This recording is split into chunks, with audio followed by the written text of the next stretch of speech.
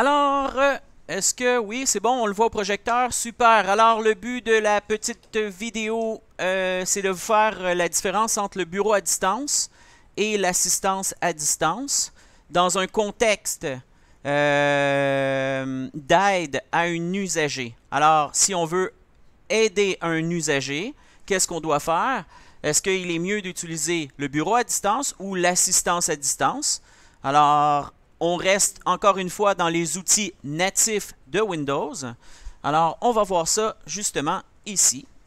Mise en contexte, encore une fois, machine virtuelle ici, une machine virtuelle de Windows 7. Et la machine de Windows 7 sera la machine cliente. Non, elle sera la machine du tech. Et celle-là ici sera la machine du client. Ça va? La machine réelle sera la machine du client. Alors, on va commencer par le bureau à distance. Alors, pour le bureau à distance, on a un préalable. Le bureau à distance, premièrement, on doit connaître le nom de l'utilisateur, son mot de passe et aussi son adresse IP ou son nom d'ordinateur. Fait que l'adresse IP ou le nom d'ordinateur, une fois qu'on a toutes ces informations-là, on peut maintenant procéder à une prise de possession à distance de l'ordinateur. Alors, on va commencer par ça. Premièrement, on va aller trouver le nom de l'utilisateur. Le nom de l'utilisateur ici. Comment on fait pour voir quel utilisateur j'utilise présentement? Je m'en vais tout simplement ici. J'attends et je vais voir, vous avez remarqué la petite bulle apparaître, c'est administrateur qui est écrit. Alors, j'ai ça. Deuxièmement, on doit connaître le mot de passe de l'utilisateur sur lequel je veux me connecter. Alors, pour gérer les mots de passe des utilisateurs, comment on fait? On s'en va simplement, on peut ouvrir une fenêtre Explorer, comme ça ici. Et dans la fenêtre Explorer, ce que je vais faire simplement un... là, je me casse la tête, j'aurais pu y aller autrement. Alors, clic droit et je peux aller dans Gérer. Fait que ça, c'est une façon. Sinon, j'aurais pu faire clic droit, gestion de l'ordinateur, ça revient au même. Ou sinon, WinR. Alors, le WinR qui amène une fenêtre exécutée et on peut écrire comp mgmt.msc pour aller chercher justement notre console Microsoft qui vient d'ouvrir ici. Alors, notre fenêtre Microsoft, notre console de gestion d'ordinateur nous permet justement de choisir l'utilisateur et on a la possibilité de définir un mot de passe à notre utilisateur ou de le réinitialiser. Ça va? Alors, on va commencer par ça. Fait que, bon, je vais peut-être juste définir le mot de passe.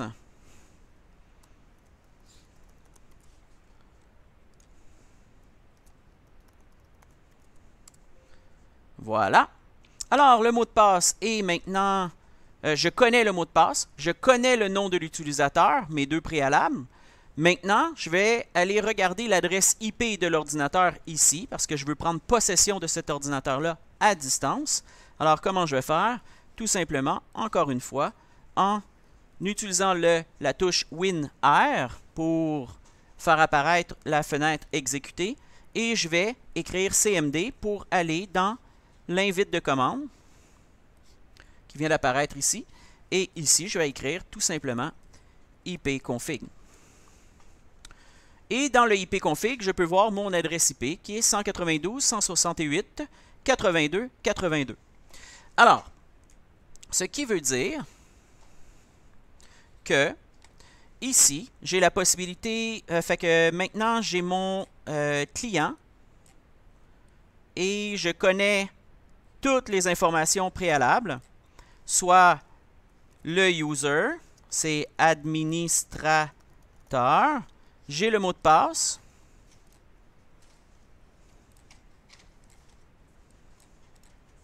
alors le mot de passe qui est, je vous le dis pas, sinon vous allez prendre possession de mon ordinateur à distance, et j'ai aussi l'adresse IP de mon ordinateur. Alors, on y va. avec le IP qui est 192.168.82.82. Alors, une fois que j'ai ça ici, alors ici, en mise en contexte, encore une fois, il est important de savoir que je suis en local. Parce que le bureau à distance, si je veux faire du bureau à distance via le WAN, ça va nécessiter beaucoup plus de manipulation au niveau de notre pare-feu, de notre routeur intégré. Alors, si ça vous intéresse, j'ai déjà fait une vidéo là-dessus sur YouTube. Mais pour l'instant, c'est simplement local. Un ordinateur vers un autre ordinateur dans le même réseau local, dans le même LAN. Alors, j'ai ça ici, et comme je vous avais dit aussi, j'ai soit que j'utilise l'adresse IP de l'ordinateur distant.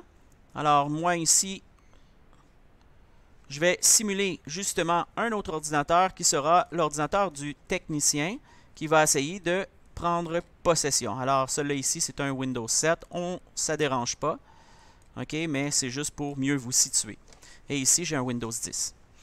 Je vous avais dit que c'était soit l'adresse IP ou on pouvait aussi y aller directement avec le nom d'ordinateur. Alors, on va y aller avec le nom d'ordinateur.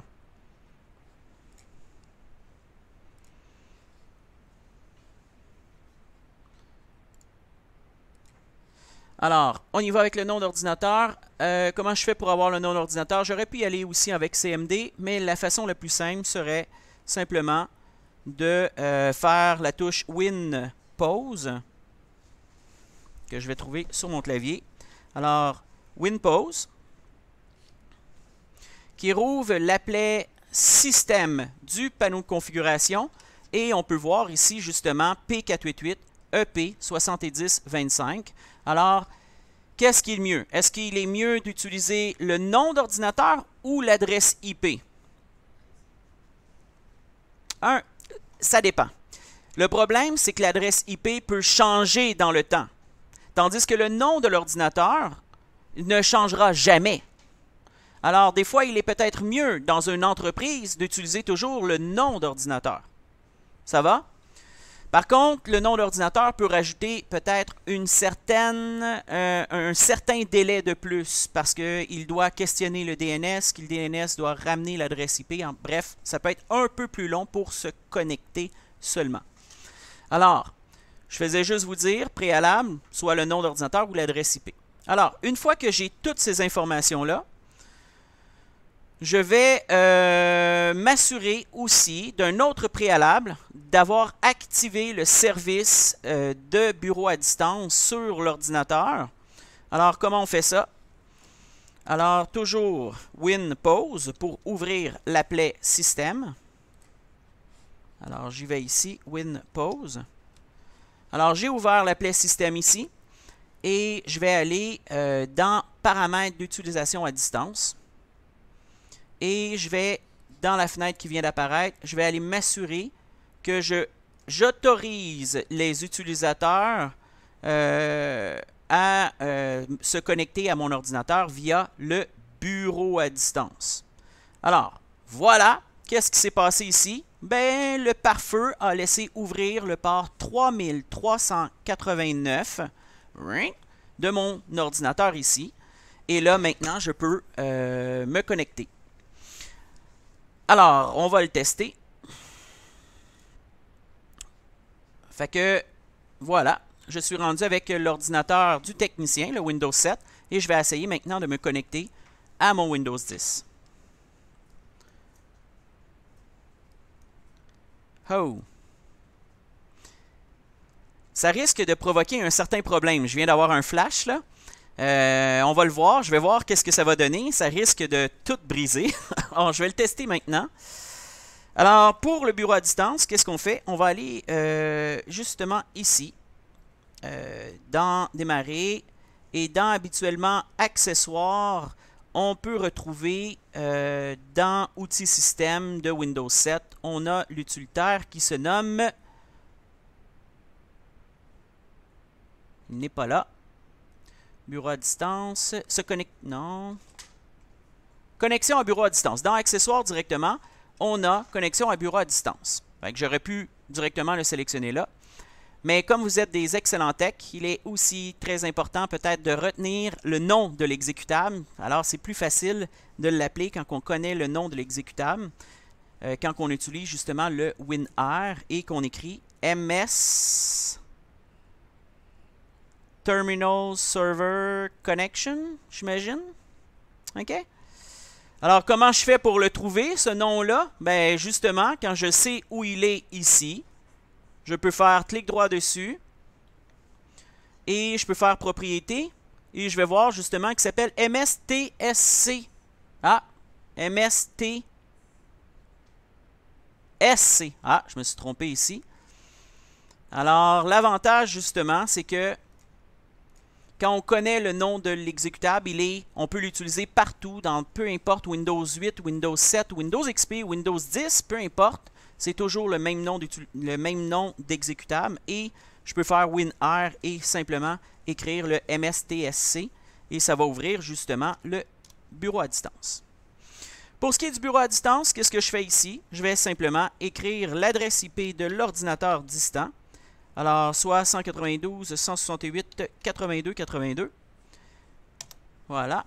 Et voilà, déjà on peut voir que le port 3389 est ouvert et pour une question de sécurité, j'ai besoin de mettre le nom d'utilisateur et le mot de passe de l'ordinateur distant. Ça va? Alors si je le fais, vous allez voir qu'est-ce qui va se passer.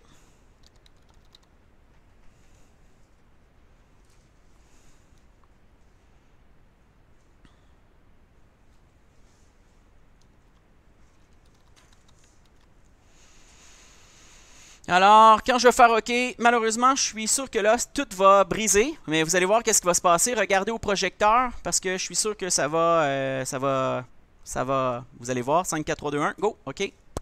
Je me connecte, qu'est-ce qui se passe?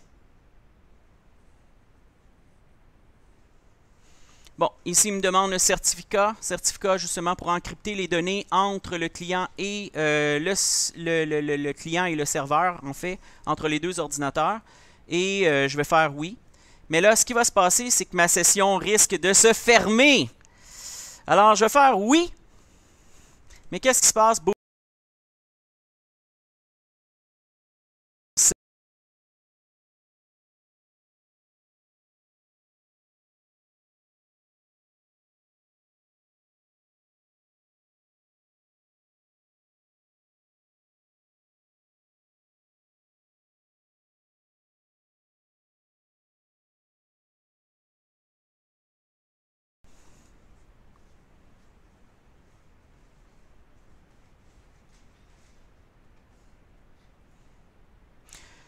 Alors, je ne sais pas si vous avez remarqué, c'est pas très pratique. Hein? Qu'est-ce qui s'est passé ici? La session s'est fermée de l'utilisateur. OK? Je crois qu'il aurait été mieux. Fait que je vais faire le contraire ici pour que vous puissiez bien comprendre. Je vais faire le contraire. Je vais refaire le même procédé, mais à partir de Windows 7. Alors, mon Windows 7 sera le client. D'accord? Et le Windows 10 sera l'ordinateur du technicien. Alors, on recommence. On fait exactement le même procédé. Alors, ici, right-click, propriété. Déjà ici, je peux voir que mon nom d'utilisateur, c'est Emika. Ça va? Par la suite, right-click sur ordinateur, gérer. Ou, j'aurais pu faire WinR Comp MGMT. Ça va?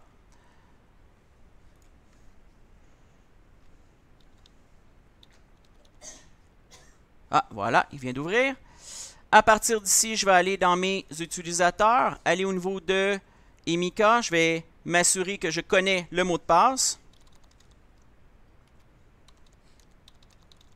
Voilà. OK.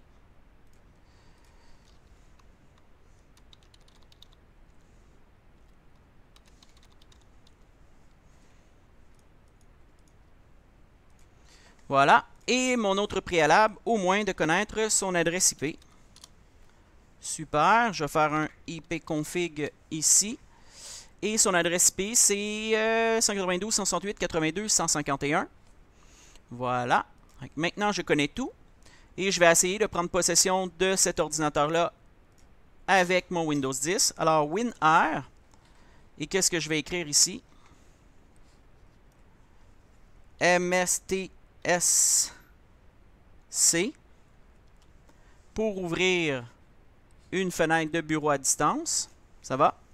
Et je vais écrire l'adresse IP de l'ordinateur distant. Alors, 82.151. Enter. Ah, j'ai oublié un préalable. Quel préalable que j'ai oublié? Vous avez vu, ça ne fonctionne pas. Pourquoi? Quelqu'un est capable de répondre? Qu'est-ce que j'ai oublié ici?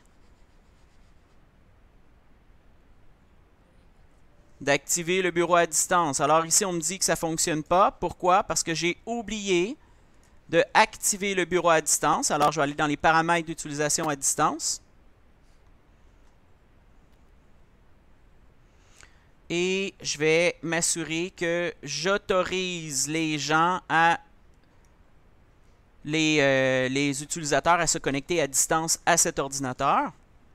Voilà. Et on recommence ici.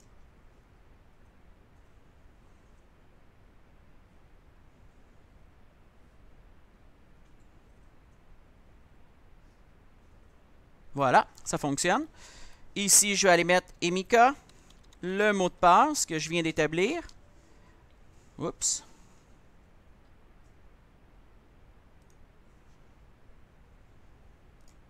Je vais réessayer.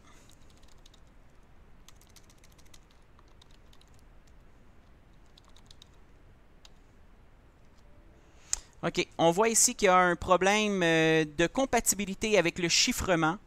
Alors, le chiffrement, c'est quoi? C'est pour s'assurer que les données entre le client et le serveur, entre le client et le technicien, soient encryptées.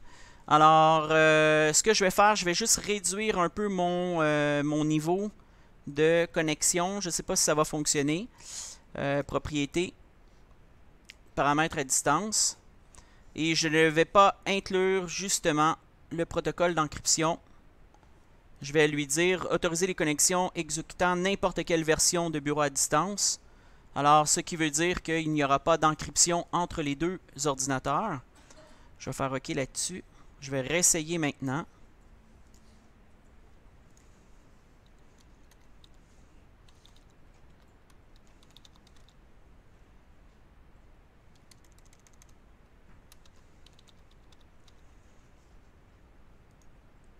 Voilà. Oui, ça fonctionne. Et comme vous pouvez voir maintenant, voilà, j'ai réussi à prendre possession de l'ordinateur via le bureau à distance. Mais qu'est-ce qui se passe sur l'ordinateur du client? On perd. Hein, on perd le client qui veut se faire aider. Ben, il ne voit pas ce que le technicien fait. Alors, ce n'est pas très rassurant. Le bureau à distance n'est pas vraiment fait à la base pour aider un client. Le bureau à distance est vraiment fait pour le technicien qui veut prendre possession de ses ordinateurs à distance. Ses ordinateurs à lui. Ça va, ça? Alors, bureau à distance à éviter pour aider quelqu'un. Ça va? Qu'est-ce qu'on devrait utiliser à la place? Et ce qui était aussi intéressant, hein, fait qu'on se rappelle ici, c'est l'ordinateur de la personne hein, dans notre mise en situation, la personne qui voulait se faire aider. Vous allez voir qu'est-ce qui se passe. Fait que la personne fait « Hey, mon Dieu, qu'est-ce qui se passe? Ma session vient de se fermer. » Fait que le premier réflexe qu'il va faire, l'utilisateur, le premier réflexe sera de faire un CTRL-ALT supprime. Hein, il va faire CTRL-ALT supprime. Il va essayer de se reconnecter sur son ordinateur. Et là, on va voir ici que le bureau à distance, boum, qu'est-ce qui s'est passé? La session, elle s'est terminée. Alors, le client va, premier réflexe, va essayer de se reconnecter pour voir qu'est-ce qui se passe. Et le technicien, ça va fermer sa session. Alors, c'est vraiment pas un bon logiciel pour aider quelqu'un. Ça va? Alors, le meilleur logiciel natif pour aider un utilisateur avec Windows, hein, c'est justement ce qu'on appelle l'assistance à distance. Alors, pour ce qui est de l'assistance à distance, comment ça fonctionne? On va regarder ça ensemble.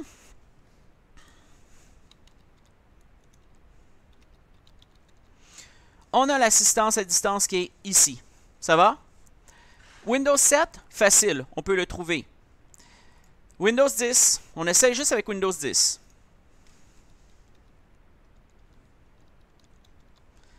Assistance à distance n'existe pas. Ils ont remplacé pour la...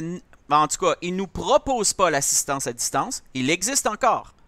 Mais ils ne proposent pas le logiciel d'assistance à distance. Ils nous proposent tout de suite leur nouveau logiciel qui s'appelle EasyConnect ou en français qui s'appelle Assistance rapide. Le seul moyen d'accéder à l'assistance à distance en Windows 10, il est vraiment important d'appeler dans Windows 10, c'est vraiment d'utiliser c'est Microsoft RA. MSRA, Microsoft Remote Assistant. C'est bon? Et comme vous avez pu remarquer, je peux encore en Windows 10 utiliser l'assistance à distance. Malheureusement, on ne nous le propose pas. Il est maintenant rendu caché. Ça va? Bref, moi, ce que je vais faire, je vais utiliser l'assistance à distance via Windows 7. Alors, Windows 7 sera encore une fois mon client pour éviter les problèmes là, ici. Là. Fait que ici, assistance à distance. Fait que ici, j'ai quelqu'un qui a besoin d'aide. Qu'est-ce qu'il va faire? On va lui proposer d'aller chercher l'assistance à distance. Fait que l'assistance à distance, qu'est-ce qu'il va faire? Il va demander à inviter une personne de confiance à vous aider. Qu'est-ce qu'on va lui demander? On va lui dire enregistrer cette invitation en tant que fichier. Donc on va lui dire, on va sélectionner ça ici. Et comment je vais le fichier, ça, je vais l'appeler invitation, that's it, invitation. Par contre, je vais le mettre sur le bureau. Je vais enregistrer. Voilà. Fait qu'est-ce qui se passe ici? La personne qui a besoin d'aide a généré un fichier qui s'appelle invitation. Attention, je vais juste afficher son extension pour qu'on puisse voir.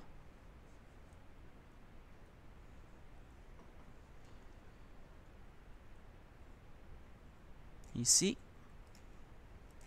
On va voir que l'extension du fichier, c'est invitation.msrc incident. Il s'appelle comme ça. Parfait.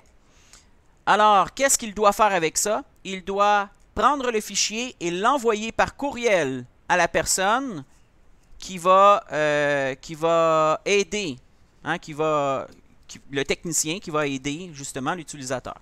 Alors, qu'est-ce qu'il va faire? Il va justement envoyer par courriel. Alors, rédiger un message. À qui? Je vais aller à moi-même.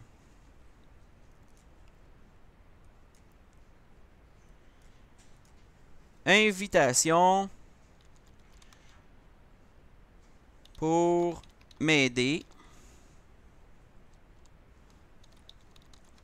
Fichier d'invitation pour m'aider. Et ici, il va aller chercher justement ce fichier-là ici.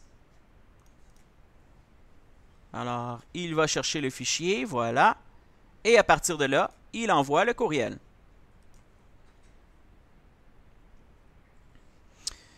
Super. Maintenant, le technicien, il va aller chercher le fichier. Alors, on va simplement aller dans mes courriels. Le technicien doit aller dans ses courriels.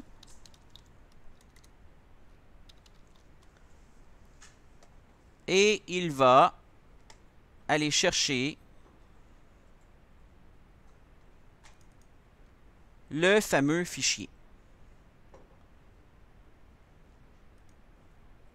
Allez, hop. Alors, je vais le downloader. Super. Et maintenant, une fois downloadé, oups, juste revenir, je vais l'exécuter. Qu'est-ce qui se passe ici? Vous allez voir, il y a une fenêtre qui vient d'ouvrir. Et là, c'est « Entrez le mot de passe pour vous connecter ». Alors, il y a une sécurité ici, le mot de passe. Alors là, ici, il doit téléphoner à son client. « Hey, peux-tu, s'il te plaît, me donner le mot de passe? » Alors là, lui, par téléphone, ou il aurait pu directement entrer directement dans le courriel l'information. Mais là, ici, il va aller donner le mot de passe. Alors, on va l'écrire ici. XD6 TPS MTB F3B. Alors, le mot de passe qui est affiché dans l'ordinateur du client, à partir de là, je fais OK. Si tout est beau, il y a une nouvelle fenêtre qui vient d'apparaître ici. C'est bon? Ça reste noir. Pourquoi ça reste noir? Parce que le client, il est apparu quelque chose. Voulez-vous autoriser administrateur à se connecter? Oui. Alors, c'est très rassurant pour l'utilisateur. OK? Parce que là, l'utilisateur, premièrement, il doit donner un mot de passe à la personne qui va l'aider. Et en plus de ça, à chacune des interventions, il doit autoriser. Alors, je fais oui. Bingo. Maintenant, je peux voir ce que l'utilisateur fait. OK? Mais, alors l'utilisateur maintenant, quand il bouge, je vois. Mais moi, je ne peux pas déplacer les choses de mon utilisateur. Ça va? Pour être capable de prendre le contrôle de l'utilisateur, je dois lui demander en tant que technicien. Alors là, ici, c'est le client. Ici, moi, je suis le technicien dans ma console. Alors ici, je vais lui dire « Demander le contrôle ». Je demande le contrôle à mon utilisateur. L'utilisateur, encore une fois, ça lui dit « Voulez-vous autoriser administrateur à partager le contrôle de votre bureau? » Oui. Et là, à partir de là, je suis capable de contrôler l'ordinateur distant. Ça va? Fait qu'il y a comme plusieurs manipulations, mais c'est très sécurisant pour le client. D'accord? Et encore une chose, des choses intéressantes par rapport à l'assistance à distance. On a toujours une possibilité de faire du chat avec l'utilisateur. Exemple, si on n'a pas de téléphone, on peut chatter avec l'utilisateur. Fait que ici, je peux dire... voyons, ça marche pas. Très cool. Bref, ici. Alors, si j'écris bonjour, l'autre personne va voir dans son écran une fenêtre de chat apparaître et il peut lui aussi chatter avec le technicien. Très intéressant et très intéressant pour une petite PME qui voudrait justement utiliser de façon simple un logiciel d'assistance à distance et qui ne veut pas justement payer une licence. Parce que tout le monde va vous allez me dire, ben oui, mais c'est facile d'utiliser TeamViewer. Mais TeamViewer, vous n'avez pas le droit de l'utiliser de façon gratuite si vous êtes une entreprise. Alors, quelle solution vous avez si vous êtes une PME et que vous n'avez pas beaucoup d'argent? Vous avez l'assistance à distance qui est possible, que vous pouvez utiliser avec des techniciens distants. Alors, voilà ce qui est de l'assistance à distance. Et l'avantage, justement, encore une fois, de l'assistance à distance, c'est qu'on n'a pas besoin de configurer rien du tout dans les pare-feux des routeurs intégrés. Pourquoi? Alors, dans le même principe que TeamViewer, je vous explique.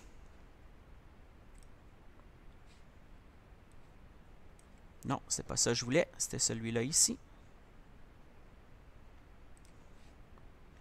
Je vous explique ça. Alors, dans le même principe, justement, que TeamViewer, c'est que... OK, je vais commencer par la problématique. D'accord? Le problème, c'est que je vais commencer avec le bureau à distance. Quand j'active le bureau à distance, qu'est-ce qui se passe? Il y a une porte qui se rouvre, qui est la porte 3389. Et quand je suis connecté au niveau local, il n'y a pas de problème. Hein, parce que ici, bon, c'est mon firewall qui a ouvert une porte. D'accord? Mais la brique, alors ici, c'est le technicien qui est connecté au niveau local. Le technicien, quand il essaie de se connecter avec le bureau à distance au niveau local, il n'y a pas de problème parce qu'il va utiliser une demande à la porte 3389 directement à l'ordinateur ici. Et lui, il dit, oui, c'est beau, ma porte est ouverte, tu peux rentrer pour prendre possession de l'ordinateur. Ça va.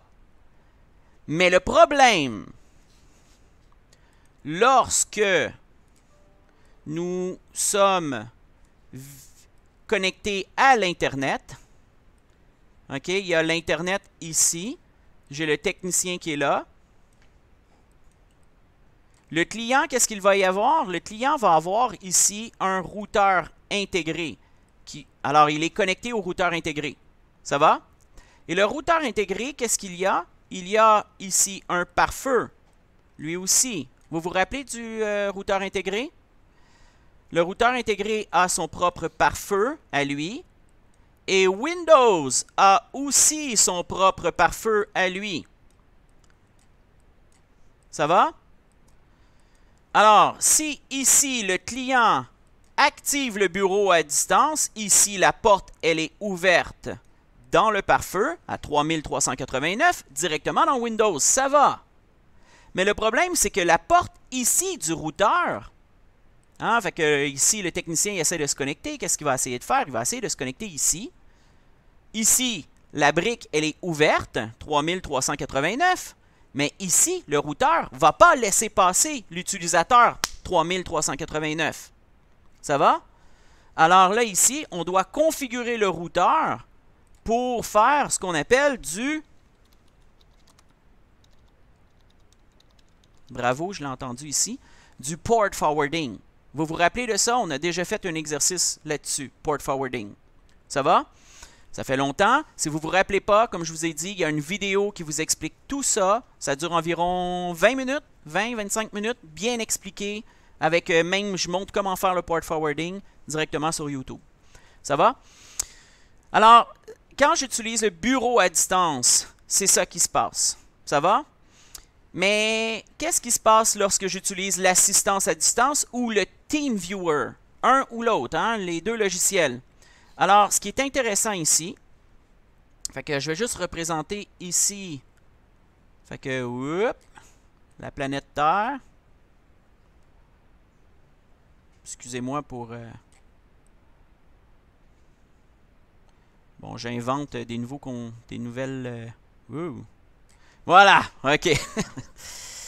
J'ai mon client qui est connecté ici à Montréal. Ça va? Et j'ai aussi mon technicien qui est connecté. Et qu'est-ce qu'on va avoir ici? On va avoir ce qu'on appelle un répéteur. Un serveur répéteur. OK? Repeater. Le repeater. Voyons. De la misère, j'ai de la misère. Alors, par rapport au repeater, qu'est-ce que c'est ce petit ordinateur-là? C'est que le client, lorsqu'il essaie de se connecter, plutôt, fait que je vais juste reprendre mon stylo ici. La connexion ne se fait pas directement vers le client. Non. Quand je me connecte vers un serveur, souvent en Californie, pour ce qui est de TeamViewer ou Microsoft avec l'assistance à distance, je dis, OK, je veux me connecter à tel client. Alors, ça se connecte vers ce serveur-là qui est ici. Et lui, il va faire un handshake directement. Fait que c'est deux sorties. Alors, c'est deux éléments de sortie. OK? Fait que le client est connecté à un serveur de TeamViewer en sortie. Et le technicien se connecte via ce serveur-là aussi. Et là, le handshake se fait ici et l'autorisation se fait directement dans ce serveur-là. Alors, vu que c'est une sortie et que lui est connecté à lui, alors en sortie comme ça ici, et que lui aussi est connecté à lui, les deux sont en sortie. Ça va? Alors, ce n'est pas lui qui essaie de se connecter directement à mon client et qui va être confronté au routeur intégré, au pare-feu du routeur intégré. Comme les deux sont connectés au serveur de la compagnie, alors ça fonctionne. On n'a pas besoin de faire de configuration de notre routeur intégré. Ça va? Je vais vous le réexpliquer au tableau un peu plus doucement parce que là, ici, on voit beaucoup de barbeaux. Je vais prendre mon temps directement au tableau. Alors, si ça vous intéresse aussi, pour mieux comprendre, j'ai aussi un exercice que que j'avais fait avec des étudiants qui étaient très avancés, un groupe d'étudiants, justement, qui étaient très avancés. Et je vais aller vous le présenter via Moodle, mais pour ceux qui écoutent la vidéo via YouTube, je vais aller directement voir la vidéo pour que vous ayez le titre.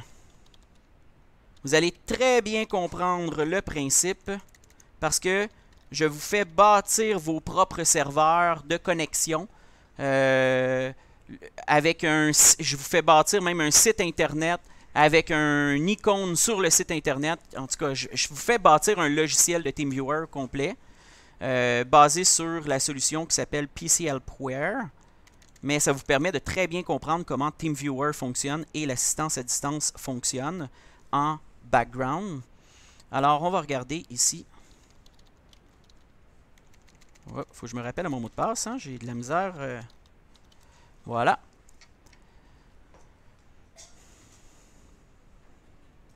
Et si on s'en va justement dans centre d'appel.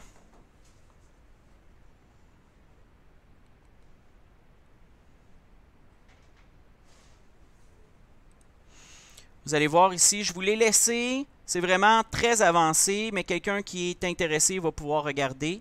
C'est dans la prise de contrôle à distance, Simple Single Click, et la vidéo d'installation et de configuration de PCHelpWare est ici. Alors, je vous explique comment ça fonctionne. Alors, le but du petit... Alors, je vous explique ici, bon, le PC Repeater, OK? Fait que ça, c'est le serveur qui est Repeater. Le PC du tech. Alors, comment configurer un repeater? Comment le technicien peut faire pour se connecter au client? Alors, j'explique tout ça dans une vidéo qui dure environ 15 minutes. Alors, c'est super intéressant. Ça vous permet de bien comprendre les logiciels d'assistance à distance, mais le background, en background, comment ça fonctionne. Ça va? Alors, vous irez regarder ça. Sur ce, je vous souhaite une excellente journée.